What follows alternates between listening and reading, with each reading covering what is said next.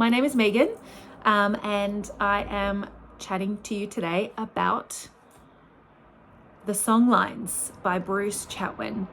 And I'm making this video because I didn't really know, I didn't have any information when I found this book online. I saw like the Goodreads and just a little bit of info, but not really. Some English readers will know, or British readers will know this author, Bruce Chatwin.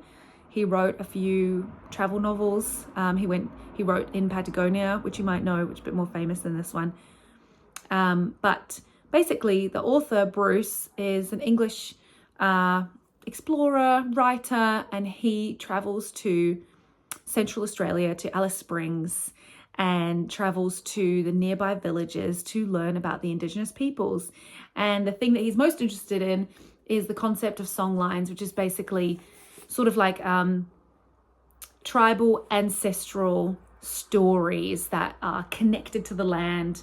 And he ends up traveling with a white Australian who knows the local people and knows a few of the local languages, and is basically being an in-between to help them somewhat cope with industrialization and train tracks that are being built on the land that the Indigenous people live on, which of course is the whole land, and it is all important.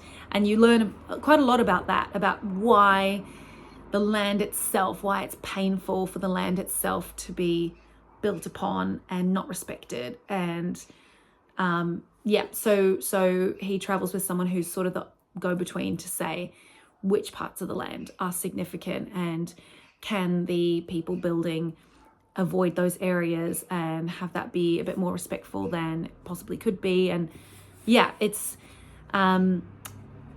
such a good book. It's not quite as blatantly painful as you might think, even though you definitely read about the effects of colonization on Indigenous Australians, especially in Central Australia. It doesn't really talk about Western Australia or East Coast, anything like that.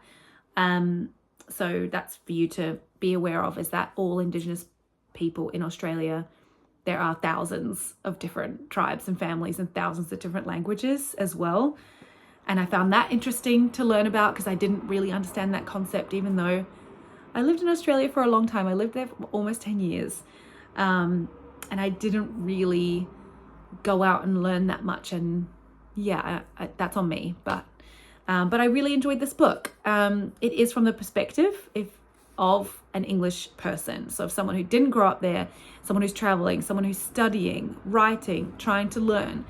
But yeah, so the characters that he meets along the way, this main character, Bruce, are just so charming and funny, and they've got this really fabulous Australian spirit that I just fell in love with when I lived there. Basically, yeah, people are feisty and they say when something is going wrong, and they speak their mind, and they just have fun all the time. They're having fun. And I really like the Aussie banter is really well done. He just recorded conversations that he heard when he was there. So I thought the banter was really funny in this book, and it really made me miss Australia and miss my Australian friends. And yeah, honestly, I really loved it. I think it's a great read. One thing is that towards the end, he gets a little bit more poetic. He starts recording some of his writings of stories in other places of the world, of interesting people that he met, or like musings or thoughts and reflective pieces of writing. And that really took me out of the flow. I was reading this for the Indigenous people. So if you're not into it, you could honestly just skip those chapters. They're not essential to the story. It's just what the character, or potentially Bruce himself, was doing at that time was he was writing. Yeah, I think read this to learn about Aboriginal Australia, and read this to see a glimpse of some of the pain that colonization has caused these people, and a little bit of the insight as well on the struggle of, okay, well, colonization happened, so what now?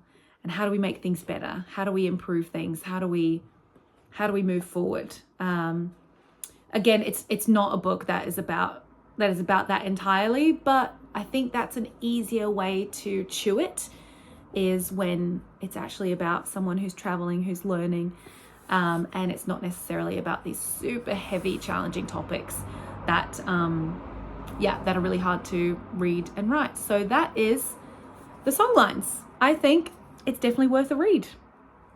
Enjoy.